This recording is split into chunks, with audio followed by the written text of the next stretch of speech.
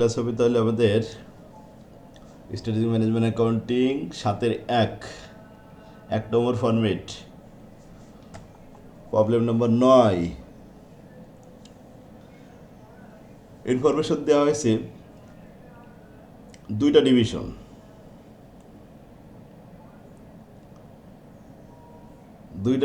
Information কি কি আছে। সেল দেওয়া আছে 40 লক্ষ আর 70 লক্ষ। এভারেজ অপারেটিং অ্যাসেট দেওয়া আছে 20 লক্ষ 20 লক্ষ। নেট অপারেটিং ইনকাম দেওয়া আছে 3 লক্ষ 60, 4 লক্ষ 20।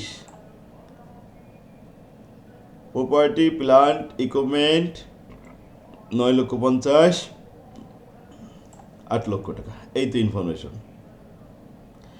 আমাদের রিকোয়ারমেন্টে কি চাওয়া হয়েছে? Compute the rate of return for each division using the return on investment, ROI formula use করতে হবে। তো ROI তৈরি করার সময় আমরা কিভাবে সূত্র করব? দুইটা সূত্র আছে, তো এখানে উল্লেখ করে দেওয়া হয়েছে সূত্রটা,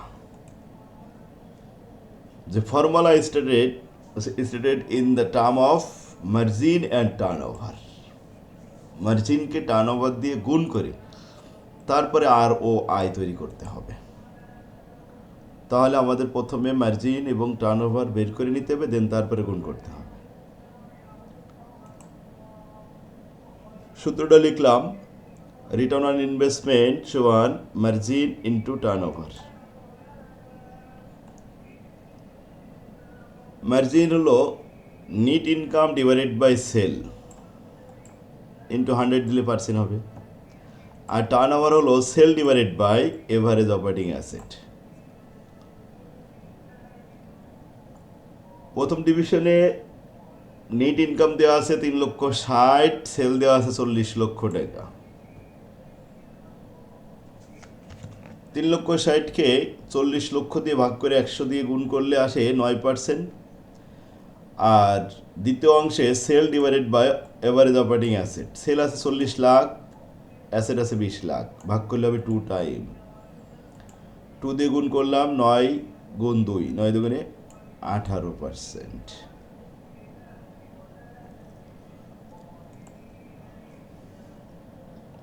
দ্বিতীয়টা দেখেন, নেট অপারেটিং ইনকাম 4 লক্ষ 20, আর সেল আছে 70 লাখ। 4 লক্ষ 20কে 70 লাখ দিয়ে ভাগ করেন, ইন্টু 100, দেখেন 6% চলে আসবে। আর টার্নওভার 70 লাখ টাকা সেল, 20 লাখ টাকা এভারেজ অপারেটিং অ্যাসেট, ভাগ করলে আসে 3.50 টাইমস। এতে গুণফল 21%। তাহলে একটা আসলো 21%, আর একটা আসলো 18%। রিটার্ন অন ইনভেস্টমেন্ট যেটা বড় হবে সেটা আমাদের জন্য বেস্ট, কোম্পানির জন্য ভালো হবে সেটা। তাহলে নিউ সাউথ ওয়েলস এইটাই কিন্তু আমাদের বেস্ট হয়েছে। সংক্ষেপে আমরা ব্যাখ্যা লিখে দিব, which division manager seems to be doing the better job. হুইচের জায়গায় শুধু লিখব New South Wales divisional manager seems to be doing the better job because their ROI is higher. কারণ সেখানে ROI সব থেকে বড়।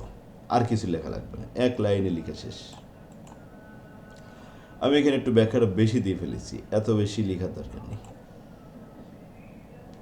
দেখেন, হুইচ দিয়ে প্রশ্ন হলে উত্তরটা সুবিধা বেশি, যে হুইচের জায়গায় ডিভিশনালের নাম লিখে দিবেন। তাহলে হুইচ ডিভিশনাল, বাস লিখে দিলেন যে New South Wales divisional manager seem to the doing the better job because. কারণ কি? কারণ আছে সেখানে ROI বেশি, তাই। কি পারবে?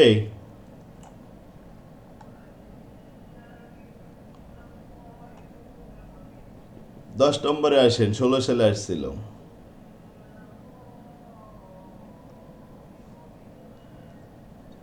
ডিভিশন 3টা এ বি সি। সেল দেওয়া রয়েছে 12,000, 14,000, 25,000। অপারেটিং অ্যাসেট 3,000, 7,000 এবং 5,000। এভারেজ অপারেটিং ইনকাম 600, 560 এবং 800। নর্মাল রেট অফ রিটার্ন 14%, 10% এবং 16% দেওয়া আছে। 3টে রিকোয়ারমেন্ট এখান থেকে বের করতে হবে।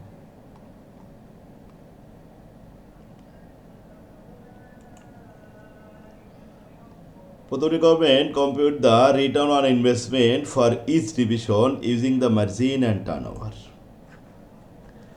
একই প্রশ্ন, রিটার্ন অন ইনভেস্টমেন্ট বের করবেন। তাও বলছে সূত্রটা হবে কিন্তু মার্জিন এবং টার্নওভার গুণ করে। তো মার্জিনের সূত্র আমরা জানি net income divide by sale into 100 দিলে পার্সেন্টেজ, আর টার্নওভারের সূত্র জানি আমরা sale divided by average operating asset. বাস একসাথে লিখে দিলাম। For division A, for division B, for division C. আচ্ছা, প্রথমে এ ডিভিশনে আসি। নিট ইনকাম কত টাকা? 600 টাকা।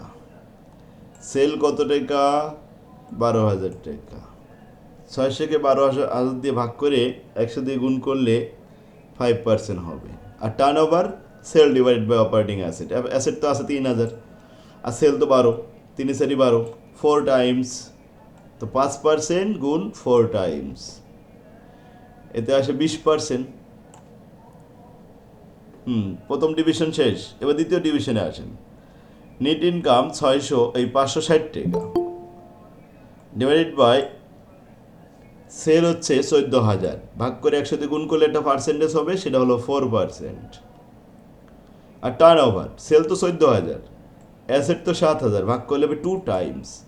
তো 4 গুণন 2, 8%।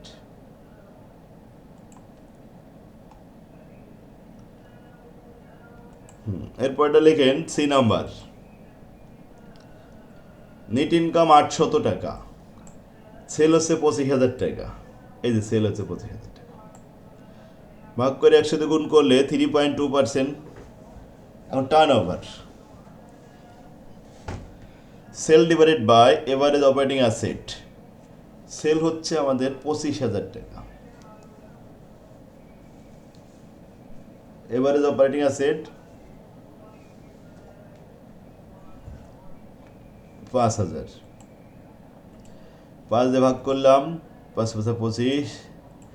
এখন এই যে 3.2 সাথে 5 গুণ করে তো 100 দিয়ে গুণ করেছি, অথবা তার কাছে 100 দিয়ে আগে গুণ করে পার্সেন্টেজও বের করতে পারি,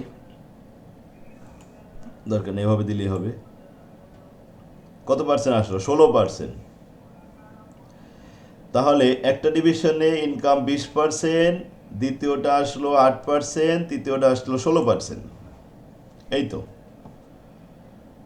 2 নম্বর বলছে compute the residual income for each division. প্রত্যেকটা ডিভিশনে সারপ্লাস রেসিডিয়াল উদ্বৃত্ত দেখাতে হবে।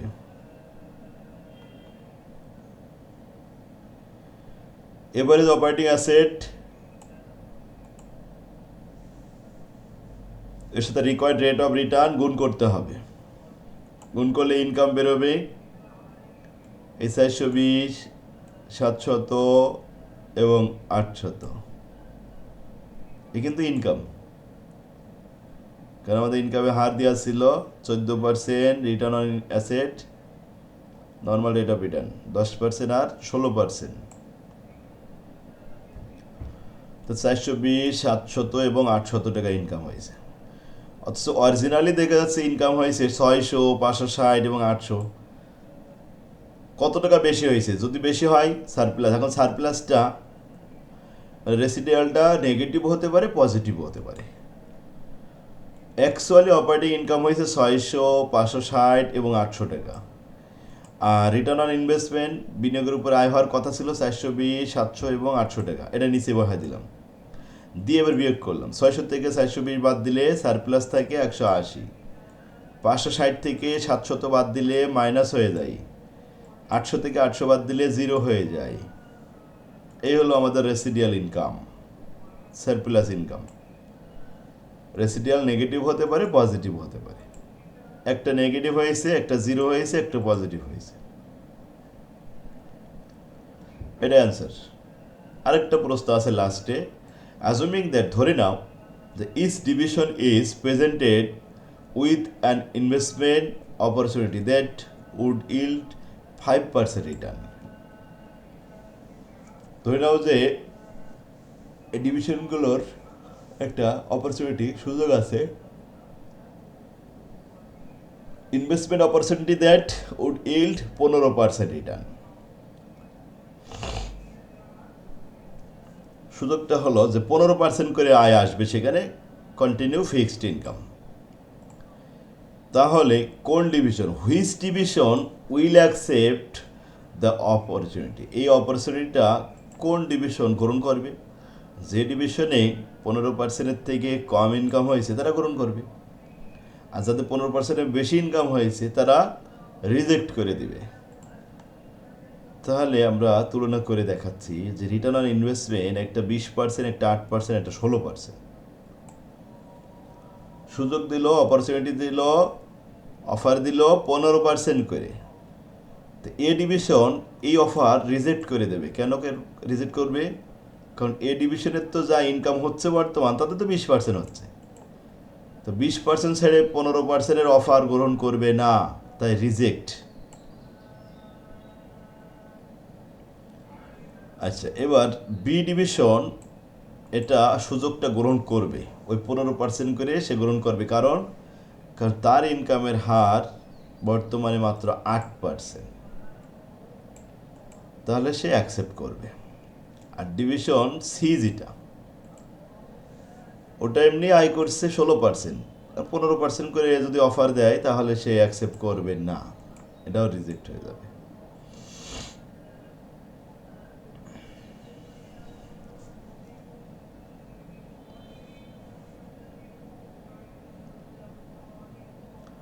তাহলে রিটার্ন অন ইনভেস্টমেন্টের উপর বেসিস করে আমাদের সিদ্ধান্ত কমপ্লিট। আরেকটা বেসিস করতে হবে, সেটা হলো মিনিমাম রিকোয়ার্ড রিটার্ন।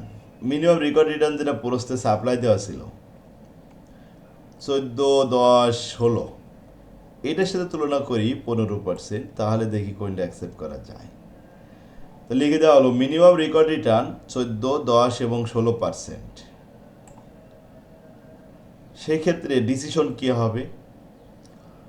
এ ডিভিশনে 14% নর্মালি রিটার্ন হওয়ার কথা, 15% অফার আসলো, তাহলে অফারটা অ্যাকসেপ্ট করবে।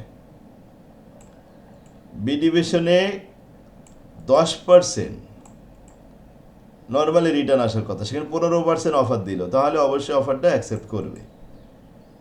লাস্টেরটা 16% রিটার্ন হওয়ার কথা, 15%-এ যদি আমাদের অফার দেয় আমরা অফারটা রিজেক্ট করে দেব, ব্যাস এই শেষ।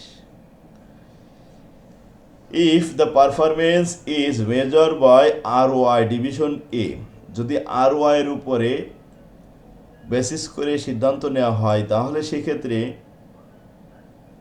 ডিভিশন এ এবং সি এই দুইটা রিজেক্ট।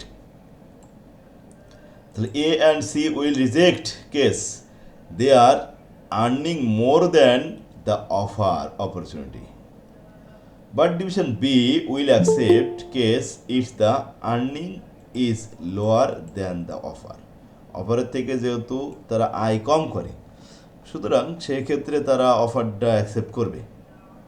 কারা? বি। এটা একটা কমেন্টে আমরা লিখে দিছি, যদি কমেন্ট চাইনি, আমরা ভিতরেই তো দিয়ে দিছি সব সিদ্ধান্ত।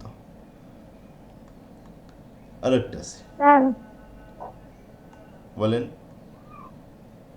স্যার, ওই যে রিকোয়ারমেন্ট বি তে আমরা এভাবে কেন করলাম? রেসিডুয়াল ইনকাম, এটা তো সূত্রের মতো করতে পারতাম। রিকোয়ারমেন্ট বি না, এটা তো হ্যাঁ, তুলনা করতে হবে, তো রেসিডিয়াল ইনকাম তুলনা করতে হলে সূত্রের মধ্যে দেখাতে হয় না, এটা এরকম বক্সে দেখাতে হয় যে আসলে আমাদের ইনকাম কত হওয়ার কথা, কত হয়েছে, এটা কি অতিরিক্ত হলো না কম হলো, এটা তুলনা করতে হবে, এই জন্য এভাবে দেখাতে হবে। জি আচ্ছা। এরপরে আসেন 11 নম্বর, এটাই লাস্ট ছিল। The following data refer to the opportunity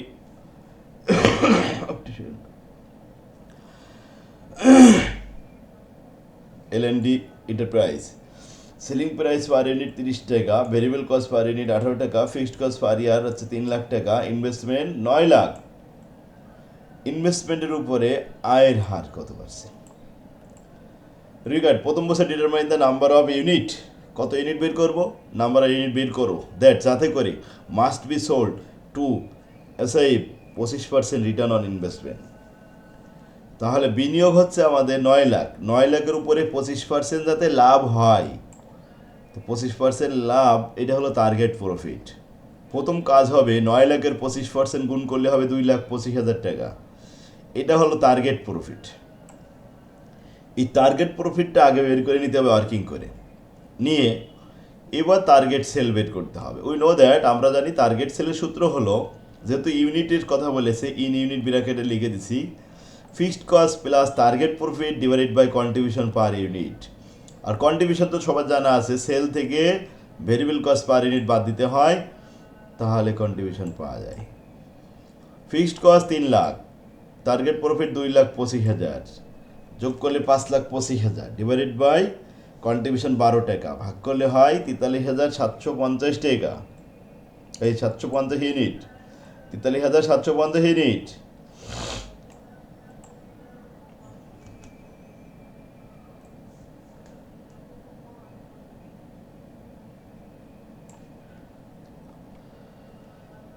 clear হয়েছে?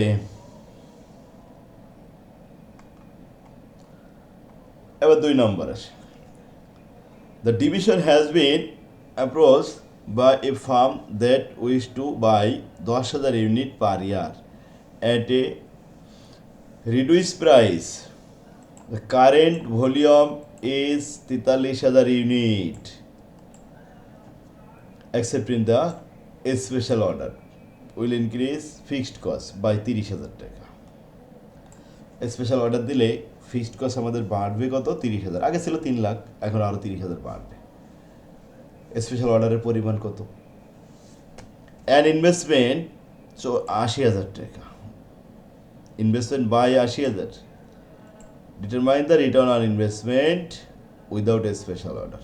এটা আবার বলছে স্পেশাল অর্ডার বাদেই, উইদাউট বলেছে। তাহলে আসি, calculation of current profit and profit ratio. Current ভলিউমে দেখাতে হবে 43,000। তো টোটাল কন্ট্রিবিউশন মার্জিন, কন্ট্রিবিউশন তো 12 টাকা করে, 43,000 ইউনিট গুণন 12,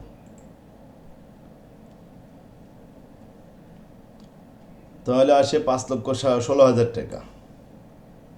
কন্ট্রিবিউশন থেকে ফিক্সড কস্ট বাদ দিলে আমরা প্রফিট পাবো, তো 2,16,000 টাকা থাকবে 3 লাখ টাকা বাদ দেওয়ার পরে।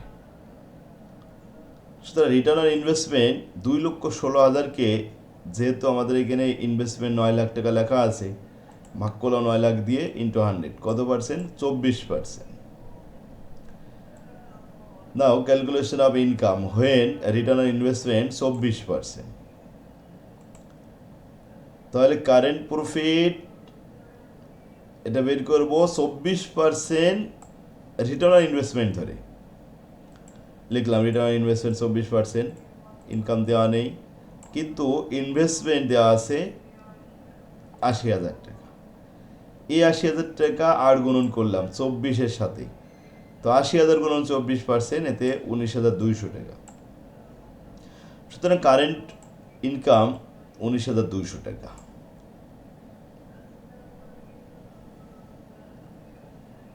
Calculation of sale price. Sale প্রাইসের ভিতরে 3টা আইটেম থাকে, ভেরিয়েবল কস্ট, ফিক্সড কস্ট আর প্রফিট। প্রফিট তো বের হয়েছে আমাদের 19,200 টাকা, আর ফিক্সড কস্ট ইনক্রিজ হবে এই এক্সেপশনাল অতিরিক্তের জন্য 30,000 টাকা, আর সেল হবে 10,000 ইউনিট এক্সট্রা। 10,000 ইউনিটের ভেরিয়েবল কস্ট কত? 18 টাকা করে। আর সেল প্রাইস লেট ধরে নিয়েছি, সেল প্রাইস এক্স, এক্সের মান বের হলেই তো সেল প্রাইস বের হবে। তো 10,000 এক্স সমান সমান 10,000 গুণন 18, তার মানে 1,80,000, আর এদিকে 30,000 যোগ 19,200, সব মিলিয়ে দেখলাম ফিগারগুলো আসলো 2,29,200। 10,000 এক্স সমান যদি 2,29,200 হয়, তাহলে একটা এক্স সমান কত হয়? সুতরাং 10,000 দিয়ে ভাগ করলে 22 টাকা 92 পয়সা। তাহলে সেল প্রাইস 22 টাকা 92 পয়সা। এ হলো sell price.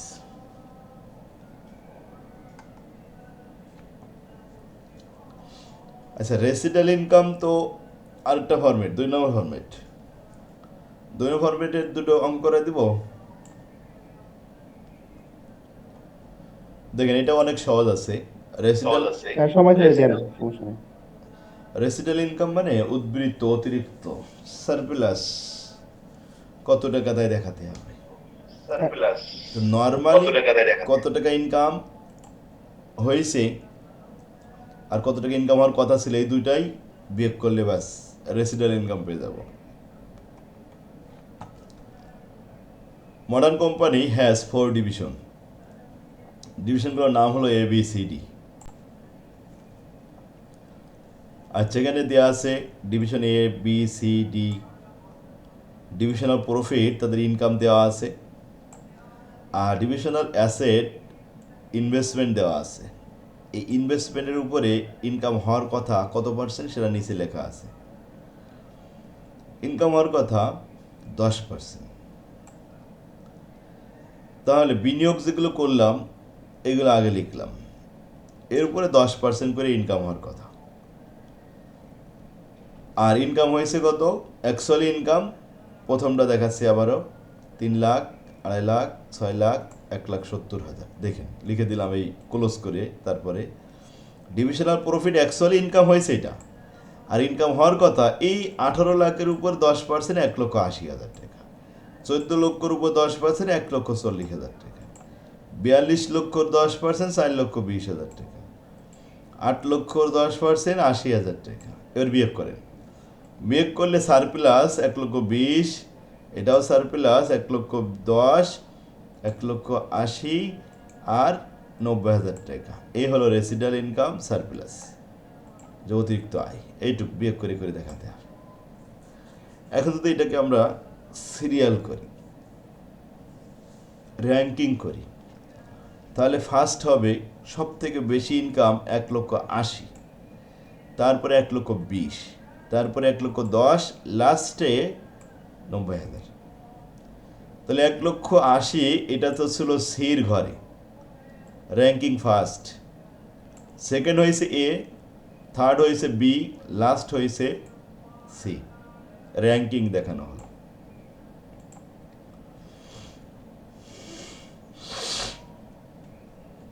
Rank the division according to residual income. Residual income অনুসরণ করে র্যাঙ্কিং করে দেখাও। র্যাঙ্কিং করে দেখালাম।